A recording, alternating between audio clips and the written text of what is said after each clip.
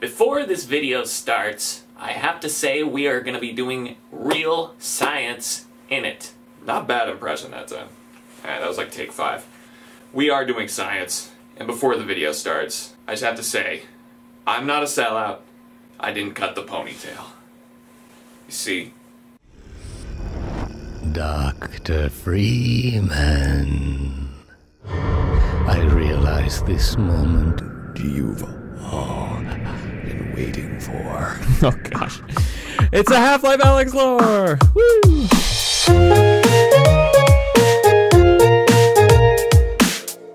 Half-Life Alyx is undeniably an amazing game, probably one of my favorite gaming experiences I ever had.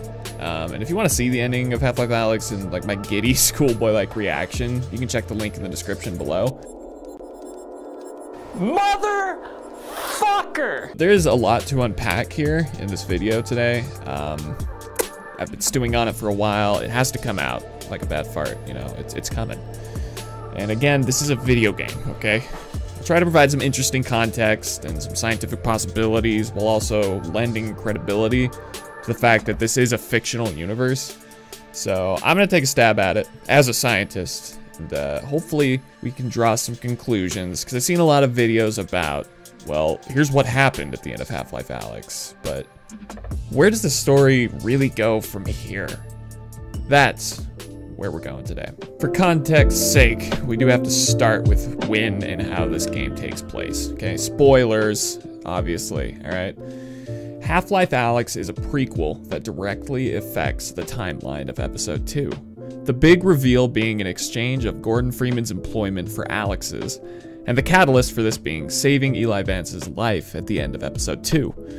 Besides being gobsmacked and frantically raving to my friends for the next few hours after this ending, I did start having questions bubble to the top. How did all this happen? And it wasn't mentioned by Eli or Alyx in Half-Life 2 or its episodes. Were they just going to gloss over the fact that 5 years before Gordon's arrival, they tried to rescue him from a floating vault, and Alyx had a run-in with a cosmic Time Lord?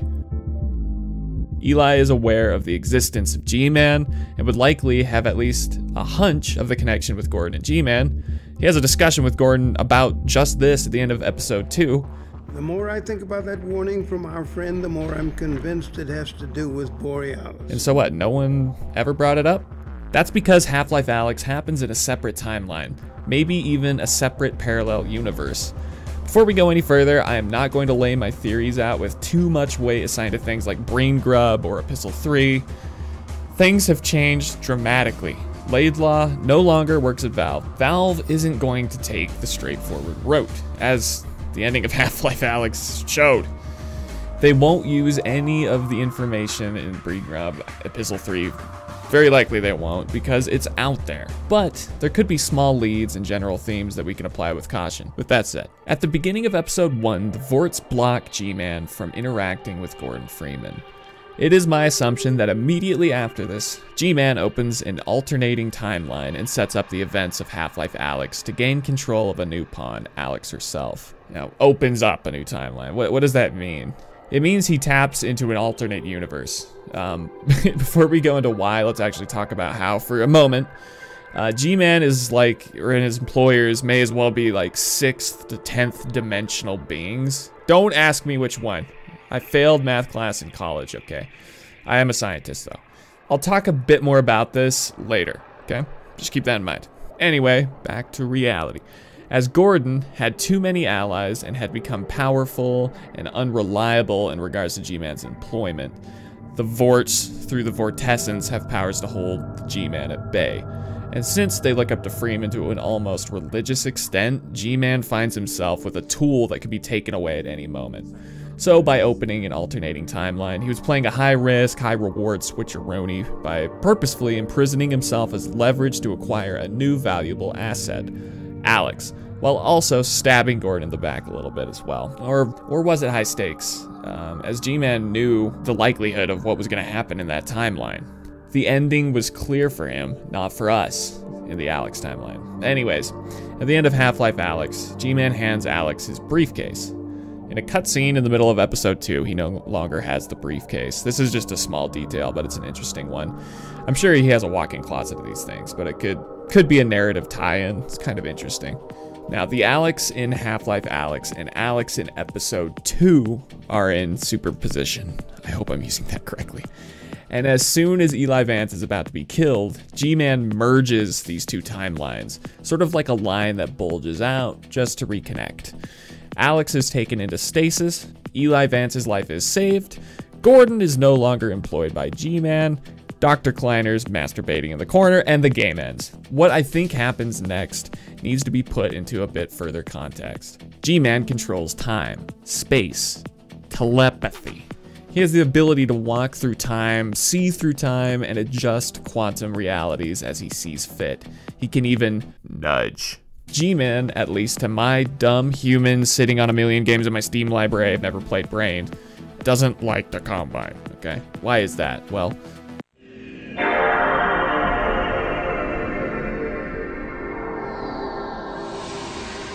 there are a few key things to note about the big players in Half-Life, okay? Humans are type 1 civilization, haven't mastered the energy of our planet, yada yada. You've probably heard this concept before. If you haven't, go watch Mikio Kaku yell at somebody on YouTube. Now, the Combine are a multiversal empire. They tunnel into other universes physically using technology. They are immensely powerful, likely harnessing the power of certain universes through the use of dark energy and other esoteric unknown possibilities. However, they brute force their reign. Enslavement and control are a theme with this unimaginably powerful species. They show up, curb a civilization, and pop out technology and resources from smaller beings. Now, a reasonable assumption would be a civilization of this scale would have its own environment sorted out, right? Why invade Earth? What do we offer? Okay, a few possibilities would be, the draining of our oceans, that's mentioned through visual references in Half-Life 2. I mean, you'd think they'd be able to find water, or at the very least make it in their own universe. That said, Dr. Breen's private reserve's pretty good shit. Maybe the Black Mesa incident was just one big marketing ploy by Breen to start selling his water. Unlikely. But humanity did discover the process of local teleportation using a cousin of the Kalabi yada yada blah blah blah model. We're closing in on a reliable local teleport technology. Something the Combine still hasn't mastered. Eli thinks their portals are string-based, similar to our Calabi-Yau model, but they've failed to factor in the dark energy equations. This leads us to an educated conclusion and a few possibilities. Number one. Is this a number one? I only have a number one. Okay, number one though. The Combine civilization are an extremely advanced but crude empire with lazy tendencies. Now, some smart guy said they'd hire a lazy person to do a complicated job because they will find the quickest way to do things. Hey, you wouldn't have a quarter I can borrow, would ya? The Combine likely had a means of local teleportation. However, it was probably crap. Just like fast food self-checkout machines. You can use it, or you can walk up to the cash register on Tuesday at 3 p.m., and it's likely you'll get served before you could cock your gun and demand all the money in the till. Maybe they became adept at some of their technologies and pulled the brakes and said, hey! Why make this all ourselves? We discovered a way to punch through to other universes, and in fact, who's to say that tunneling into other universes is more difficult than physically traveling the vast distances in a home universe? I'll leave it to Neil deGrasse Tyson to interrupt someone about. It's possible that they found a get-rich-quick method. Again, this is a bit hypothetical, but we can make an educated assumption that the Combine became a very advanced society and a power in their universe to some extent. They discovered how to tunnel through to other universes and then in some way would set up some form of universal/dimensional triggers or traps that notice a phenomenon, such as the Black Mesa incident, or the Nihilants race, a trap or a trigger that notices a civilization with a certain level of technological prowess, particularly teleportation. They invade these worlds, suck them dry for resources, steal their technology, and then returning to their home stellar system in their universe to increase their power through slavery and interdimensional thievery. Before Half-Life 2, it seemed the Combine had no means of local teleportation. But, that said, there is an old quote from Laidlaw discussing the Combine Empire all the way back in 1998. Things might have changed during the development of Half-Life 2, as it does seem implied that the Combine had some level of local teleportation. It might have just been a pile of shit. Quote, "The civilizations which are potentially the most dangerous, and also the most useful, to them are those which have independently arrived at the creation of a teleport technology which could surpass their own. For as in all things, even advanced alien super science is bound to become obsolete, and the drive for a more powerful technology is unending. Notes from the ending of Half-Life 1. End quote. Regardless, it's never clearly stated if they have local teleportation in the series, and if they do have it, it's crude, and they definitely haven't mastered it, far from it. Further drawing from the quote, it showcases the Combine's parasitic technological motives. They would rather steal tech from civilizations that have it than spend time building better versions themselves. This trait shows that they are very militaristic and technologically advanced enough to be a big concern, and a quick and brutal civilization like this could offset the balance of the multiverse and beyond. They could be considered a strange offshoot of like a Type 5 civilization, if this is correct. Maybe like a Type 2 or a Type 3 with Type 5 tendencies. I don't know. If a civilization like this continued to advance in power, it could lead to big problems for an even higher power. Hypothetical Type 6 civilization. Alright. Maybe. The Gman and his employers are likely a Type 5 or even a Type 6 civilization. So far advanced that they may as well be considered gods, okay? A close example to this would be something like the Q from Star Trek.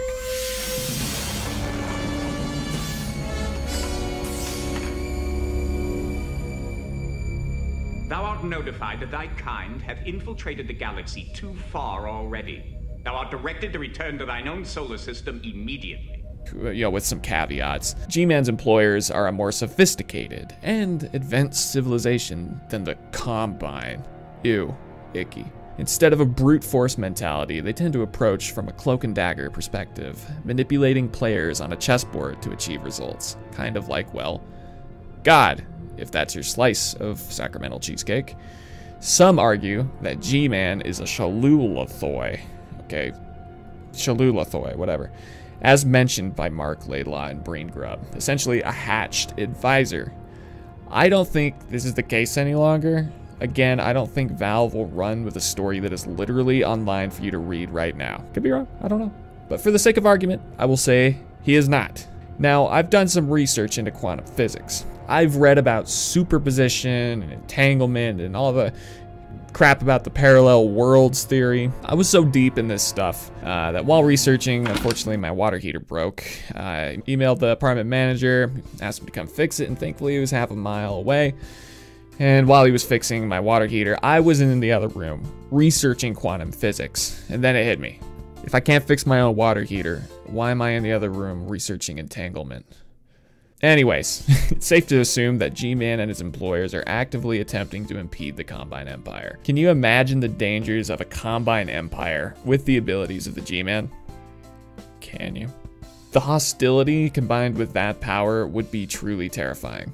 The question is, why can't this time-traveling super being reverse time or row his boat down the interdimensional timeline and strangle the Combine Emperor Hitler baby in its tire swing? What the fuck is that line? Sure, it's in a tire swing. I wrote that, apparently. At the end of Half-Life Alyx, when Alyx is requesting taking the Combine off Earth as her wish, the G-Man outright refuses and says it's not in the interest of his employers. However, 5 years later, he reawakens Gordon Freeman and proceeds to topple the Combine's hold on Earth. This is a strange dichotomy. G-Man is also the one who brought the Combine to Earth in the first place, after delivering the sample to Black Mesa, which Gordon Freeman pushes into the anti-mass spectrometer, which started the resonance cascade. God, I'm a nerd. This culminated with that event capturing the attention of the Combine through an interdimensional trap or trigger, as I mentioned earlier. Then he sets Gordon on his path to dismantling the Combine strength on Earth. These contradictions are confusing at a surface level, and even when you go dig deep, it doesn't help you understand much. Okay, still with me? You made it this far. Now we're gonna kind of get into some of the meat of it. Before I start this, just know that Valve has the power to retcon everything, and likely will. I mean, by the end of this, you'll understand a bit better, but let me just preface that, okay? My theory is this. At the end of Half-Life Alyx, G-Man says a previous hire was unable or unwilling to perform the tasks laid before him.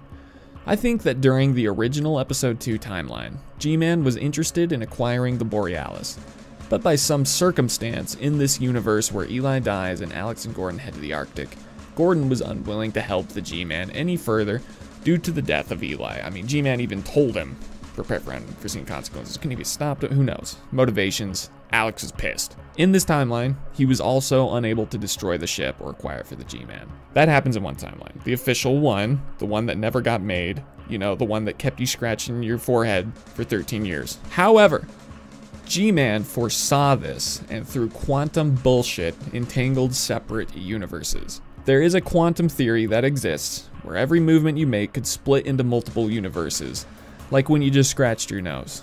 Or if you didn't, there's a split universe. Don't get excited, you're not that important. It happened to me every time I touched a key while writing this script. Now, Gman, as a potential 6th to 10th dimensional being, can see all of these things as easy as you see picking up your spoon to eat cereal. Gman is perpetuating a universe or a multiverse where the Combine no longer have the influence they want to have.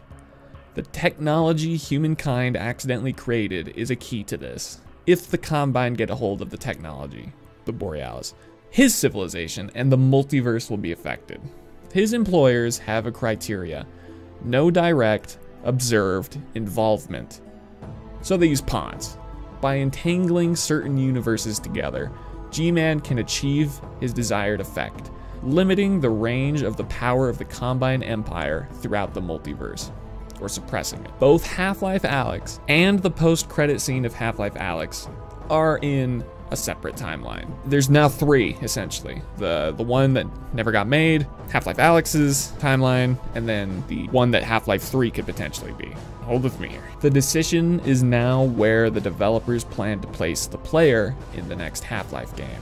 There is a belief that future Half-Life games will take place in separate timelines, for better or for worse. The VR titles, for instance, will be in a separate timeline than the pancake flat-screen PC versions of Half-Life. It's undeniable at the end of Half-Life Alyx, there are separate timelines. Everything is open now. They have no limits. The devs have too much power. And we gotta take it from them. I think we need to topple a statue of Gabe Newell like we did with Saddam Hussein at this point. I'm just kidding. This is interesting, and it's an effective time. I hesitate to say time travel. It is time travel, but it's not done in a shitty way. There's a lot of depth to what, you know, what's going on here. I mean, we always knew Gman could stop time. It's not like it's a surprise that he can slip through timelines and retcon things. Some people have gotten mad about that. Anyways, that's a small rant. I think that if the story continues in flat screen, Eli will have a character arc. This is important in a storytelling aspect, where previously he had a motive, which was to destroy the Borealis, and now, since the G-Man has his daughter in stasis, he will change his character arc and pursue using the Borealis against the G-Man. Given the nature of what we believe the Borealis to be, this could influence the multiverse. This device could split dimensions, and we could be fighting fire with fire. It could also mean taking the fight to the Combine homeworld. However, as Laidlaw mentioned in Epistle 3, the scope of the power on the Combine homeworld is so vast that it would be like throwing a firecracker at the Citadel. Unless they develop a very powerful weapon of some kind and use the Borealis as a delivery device. Who knows? In the VR verse, where the Alyx timeline is relevant. Since it is the Alyx timeline, we could see precursors to Alyx with the likes of Barney or Kleiner making an appearance, or Gordon never getting out of stasis. Who knows? The possibilities are limitless, as Valve deliberately made the possibilities endless. There is no predictions in a multiverse, which you are likely already in physically. So we are going meta, right? Essentially, we are talking about possibilities in a fictional multiverse that is very likely already inside of a multiverse, and this multiverse, the one you're watching this whole video in, could already be a simulated fictional multiverse by some AI that Craig made in the tech boom of 2345. Think about that for 5 seconds the next time you microwave your taquito. But the possibility can also be that we never really understand the full nature of the Half-Life storyline. A motif of this amazing series is that you aren't really in control. You're essentially a rat in a maze, being manipulated by multi-universal forces so beyond our comprehension or understanding it would be like me trying to explain to a colony of ants how to create the perfect poppy seed muffin, okay? We're effectively dealing with the territory of gods if you take the story literally at this point. It comes down to the pursuit of freedom against the control of oppressors, the human need to be in control of one's existence against all odds.